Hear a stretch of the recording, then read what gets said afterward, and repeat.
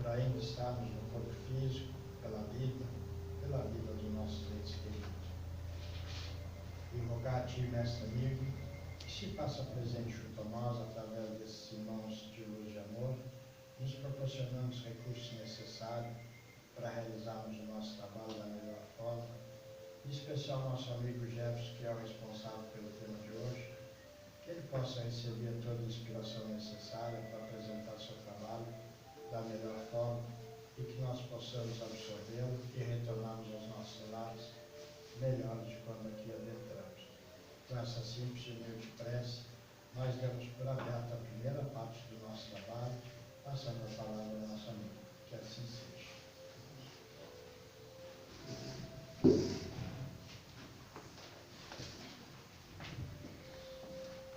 Uma boa noite a todos. Que Jesus esteja conosco hoje e sempre e que possamos compreender os ensinamentos dele todos os dias nossos. Em 1847, uma família resolve emigrar do Canadá para o condado de Nova York, em Hydesville. Essa família era a família Fox. E na casa em que eles passaram a residir, começaram a se ouvir batidas.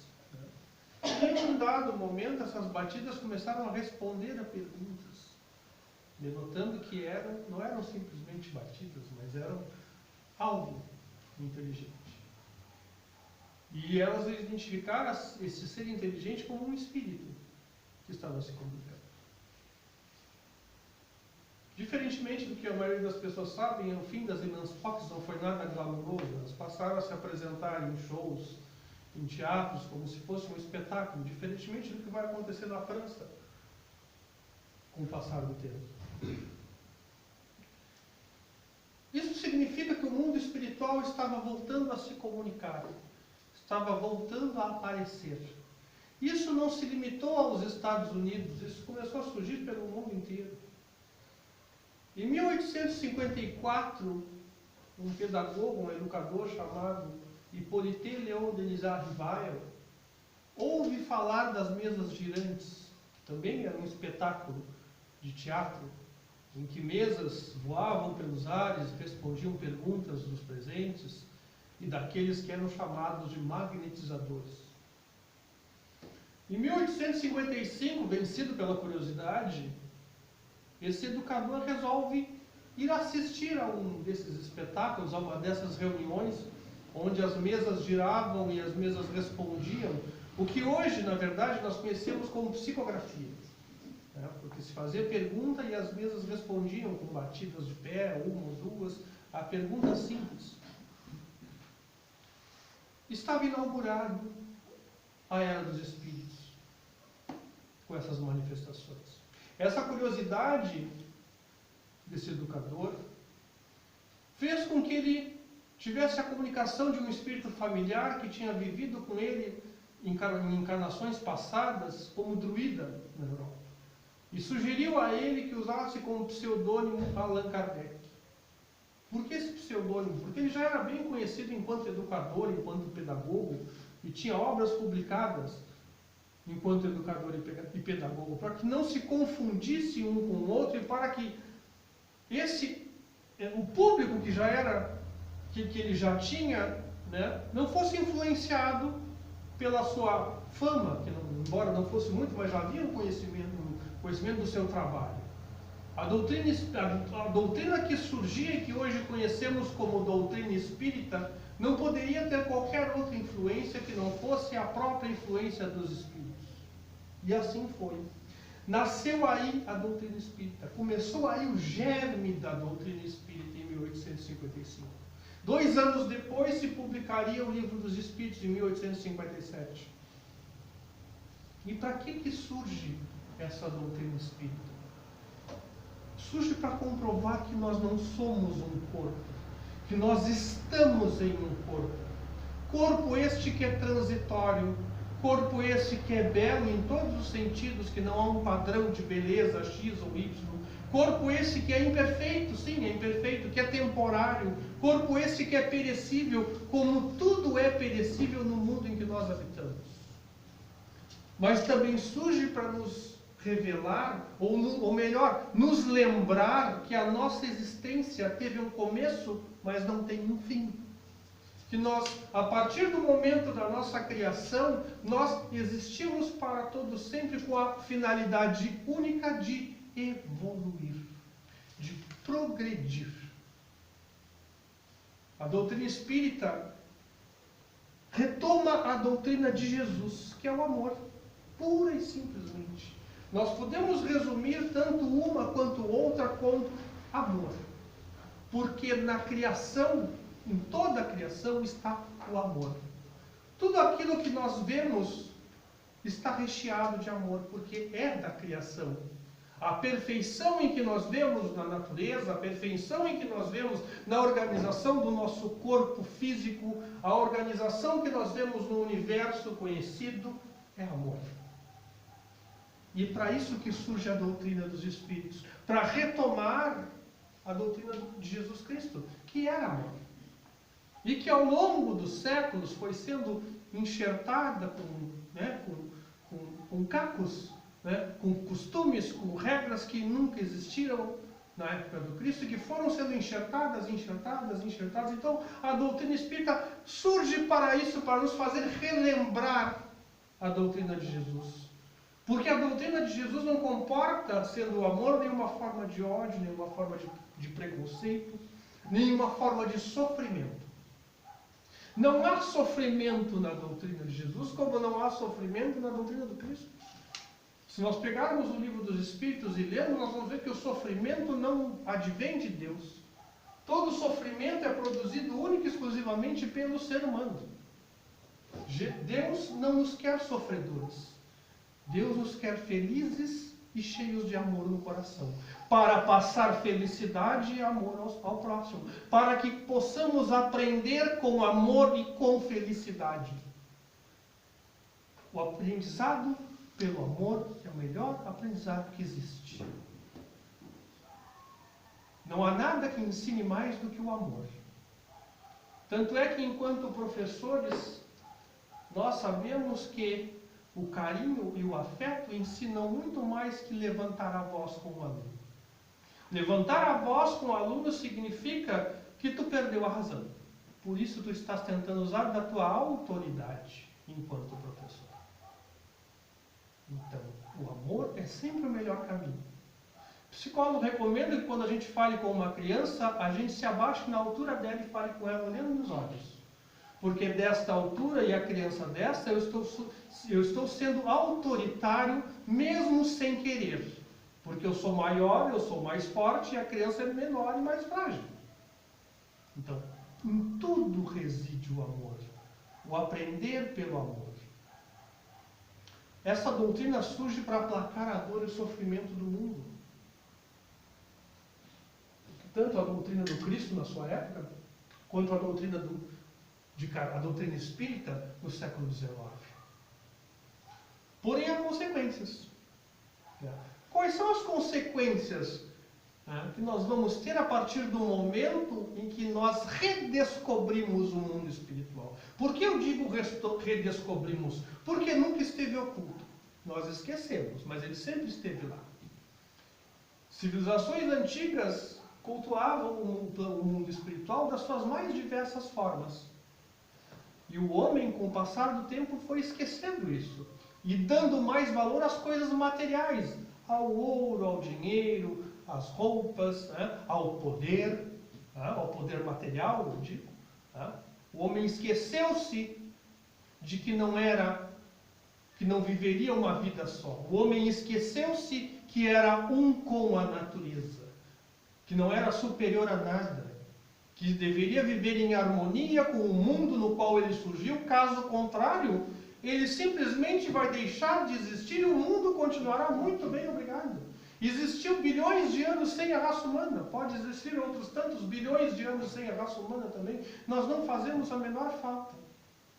Então, se nós não entrarmos em harmonia, em amor com esse planeta, nós simplesmente vamos ser descartados. E a Terra segue o seu curso. Não teremos mais um corpo. Vamos reencarnar num outro plano, num outro planeta.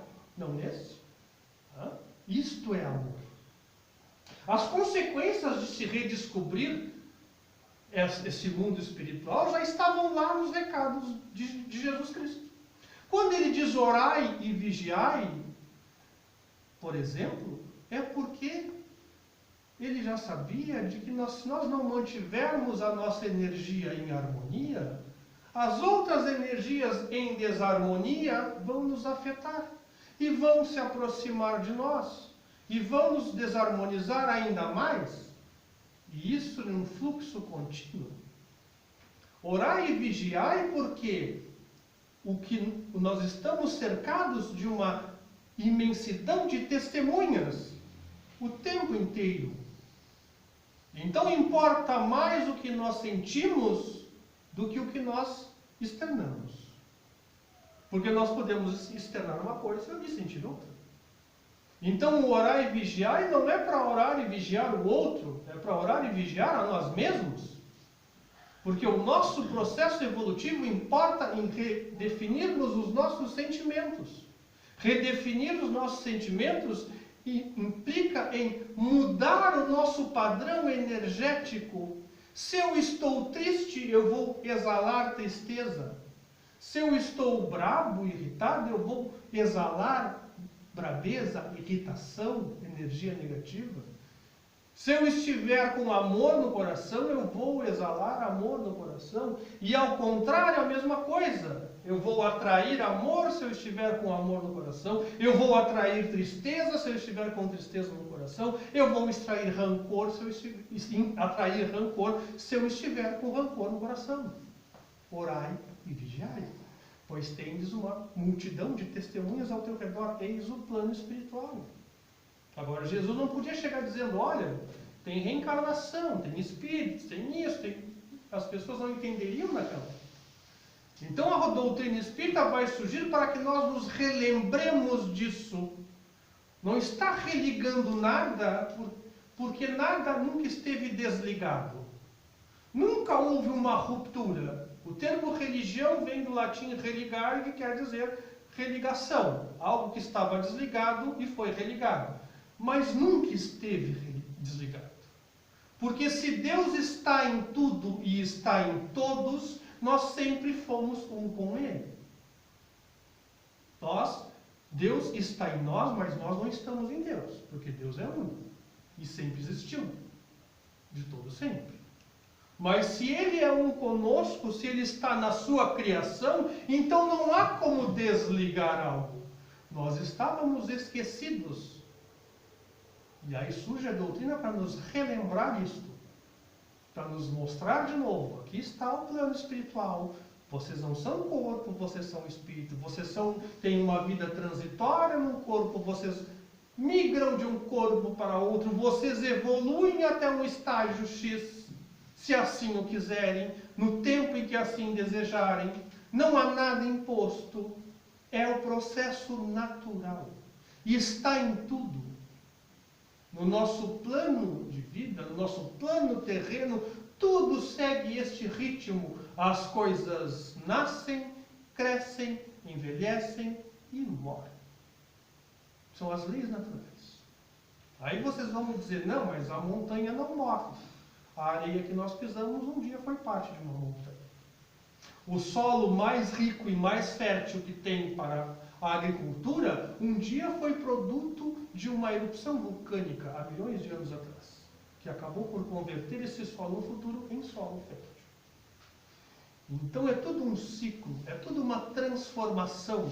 E para isso surge a doutrina espírita, para nos lembrar dessa transformação. E para nos lembrar que nós somos frutos das nossas escolhas, única e exclusivamente. Não somos um projeto inanimado, parado num canto, em que um ser divino e poderoso nos diz, tu caminha para cá, tu caminha para lá. O ser, que não é um ser, que é Deus, que é uma força, que está em tudo, cria e constantemente cria e nos entrega ao nosso caminho, que se chama livre-arbítrio. Nós temos o livre-arbítrio. Deus sabe o que nós vamos fazer? Exatamente. esta energia sabe o que nós vamos fazer, mas ele não vai mover um dedo para mudar o nosso caminho. Quem vai escolher o nosso caminho é nós. Por isso a importância da energia, do que se tem dentro da transformação, porque conforme a minha transformação, a minha caminhada será mais ou menos penosa. Não é culpa de ninguém, é culpa nossa. E nossa enquanto indivíduo e nossa enquanto sociedade.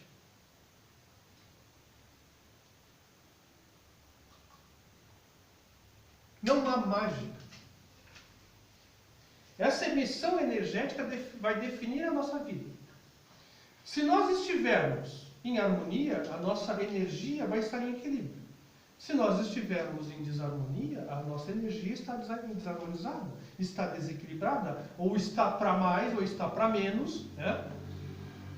E esse equilíbrio pressupõe, nós temos algumas pistas do que seria este equilíbrio, né? Se nós pararmos e observarmos a natureza, que é aquilo que é o nosso mapa, digamos assim, é o mundo em que nós vivemos, a lei natural está diante dos nossos olhos. Se nós analisarmos o que é o equilíbrio, como encontrar o equilíbrio, nós temos algumas pistas.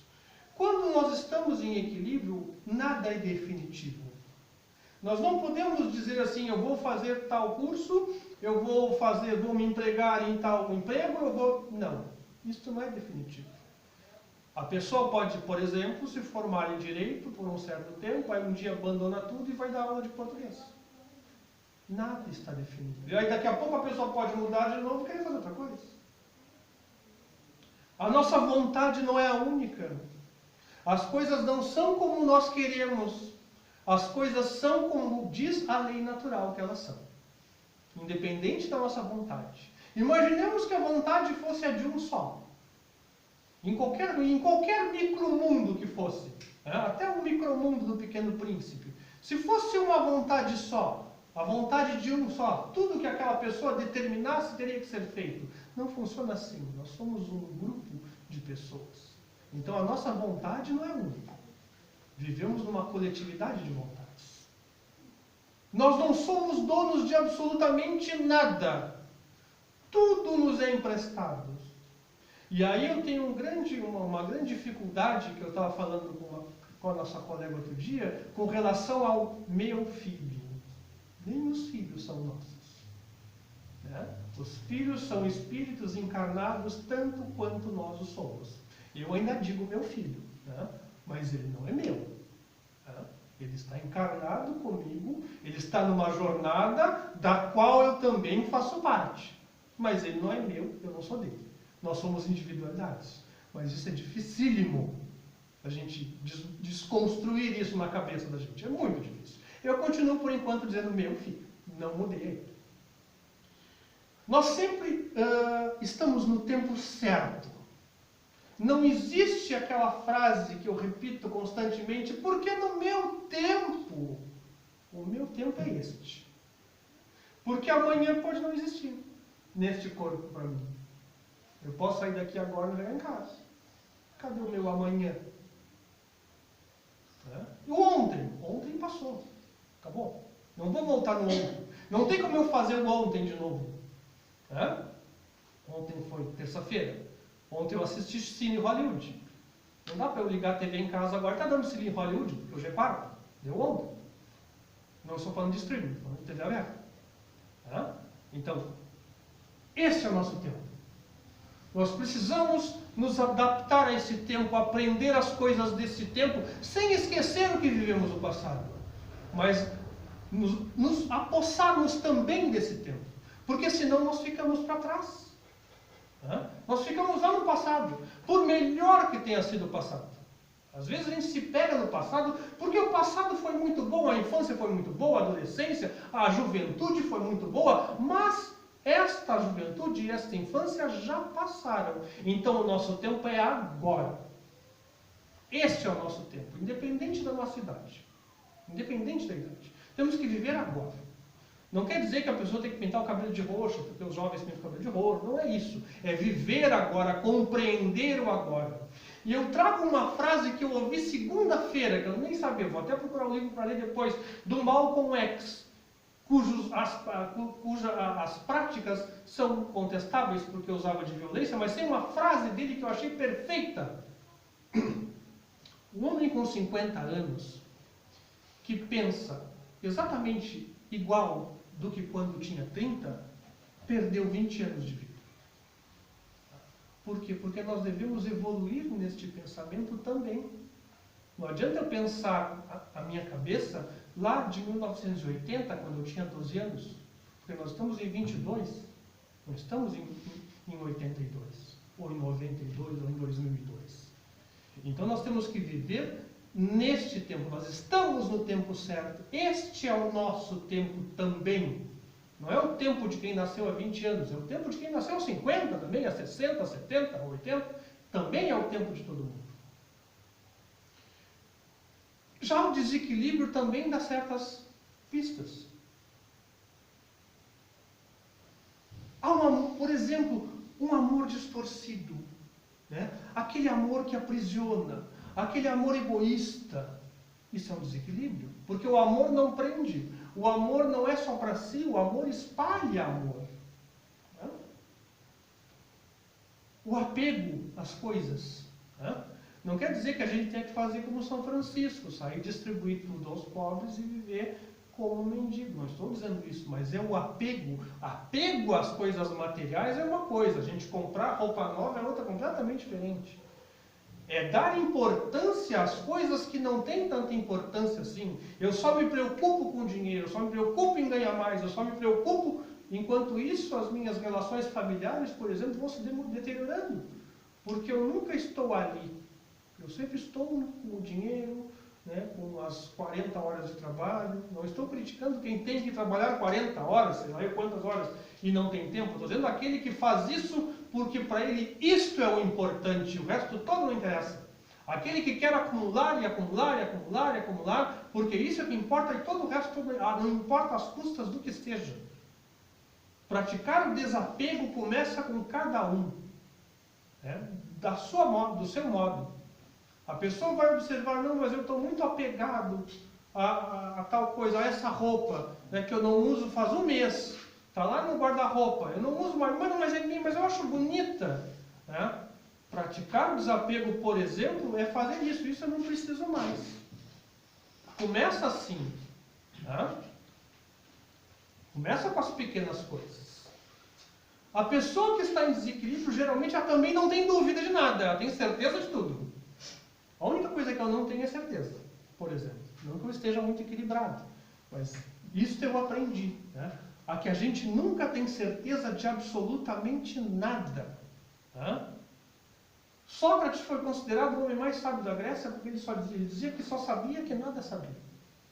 Porque ele estava isso quer dizer que ele está em constante aprendizado. Então a minha certeza de agora pode ser exatamente o oposto do minuto seguinte. As consequências também de tudo isso, quando nós nos apegamos, quando nós nos mantemos em desequilíbrio, são três coisas fundamentais que acontecem o tempo inteiro. E ninguém está livre delas: obsessão, fascinação e subjugação. Porque se nós emitimos energia, nós recebemos energia e atraímos energia. Se eu estiver em sintonia com energias boas, que bom! Se eu estiver em harmonia com outras energias que não sejam boas, que pena. Eu vou sofrer obsessão, por exemplo. A obsessão acontece com todo mundo, não é só com espírita. Se a pessoa é católica, ela pode sofrer obsessão. E o que é obsessão? A obsessão é quando o espírito engana o médium. E lê esse médium como todo mundo, porque todos somos médiums. A diferença é que alguns trabalham, outros não. Mas mediunidade todo mundo tem. Então, quando o espírito engana o médium se dizendo ser fulano e não é fulano, pode ser um processo obsessivo. E ele continua ouvindo o fulano como se o fulano fosse quem dizia que era. Já a fascinação se cria uma ilusão de pensamento. A pessoa acha que aquele ser que a está dando comunicação é o senhor de tudo, sabe tudo. Tudo que ele diz é verdade, não contesta nada. Ele está sendo... Na verdade, a fascinação é um tipo de vaidade pessoal. Imaginem, eu, enquanto médium, daqui a pouco, chega um espírito que me diz que é Chico Xavier. E por mais bobagens que ele diga, eu continuo acreditando que ele é Chico Xavier. Porque a minha vaidade permite que isso aconteça. Isso é a fascinação. Já a subjugação é o caso mais grave, porque a pessoa, inclusive, não tem mais vontade própria. Ela se deixa dominar completamente. Por isso, orai e vigiai. Porque nós estamos à mercê de tudo isso. Podemos nos sintonizar com espíritos bons, podemos e devemos. Mas também podemos nos sintonizar com outros tipos de espíritos e nos deixar levar por eles. Por isso, o conselho de Jesus Cristo é sempre atual: orai e vigiai. E essas obsessões, elas vão acontecer de desencarnado para encarnado, de desencarnado para desencarnado, de encarnado para desencarnado e entre encarnados. Não é uma exclusividade do plano espiritual. Qualquer um de nós, enquanto espíritos, mesmo encarnados, podemos obsediar outra pessoa. Mesmo sem querer, mesmo não se dando conta. É a energia. E isso é tão forte que de tempos em tempos nós vemos povos inteiros sofrer de fascinação. Vejamos ao longo da história. Primeiramente, os cristãos foram perseguidos pelos romanos. Havia uma fascinação de que os cristãos eram um perigo para o Império Romano. Quando o cristianismo tornou-se religião oficial do Império Romano, o que aconteceu? Os cristãos começaram a perseguir os pagãos, porque os pagãos eram uma ameaça ao cristianismo. Mais adiante, se instituiu as cruzadas e a Inquisição para retomar os lugares santos e para combater o paganismo de novo. Se matou, se queimou, se fez guerra em nome de Jesus Cristo, em nome de Deus. Lá pelas tantas, surge a primeira versão do colonialismo europeu na América. Anos depois, o colonialismo se mantém no século XX. Eu sou superior porque eu sou europeu, então eu vou tomar tudo e de todos o tempo inteiro. Aí lá pelas tantas, surge a Primeira Guerra Mundial. Surge a Segunda Guerra Mundial. Porque um grupo de pessoas começa a achar que deve dominar o mundo, porque eles têm uma herança para dominar o mundo. E aí este grupo de pessoas contamina um outro grupo de pessoas e surge uma fascinação não só entre espírito e encarnado, como entre encarnados também. Então, esses processos é o risco que nós corremos do conhecimento do mundo espiritual. O conhecimento, o redescobrimento do mundo espiritual nos trouxe coisas maravilhosas, mas também nos trouxe o risco que nós permitamos que isso aconteça. Por isso, a mensagem de Jesus é sempre bom a gente lembrar: orai e vigiai. Mas orai e vigiai a si mesmo, aos próprios sentimentos. Muito bem.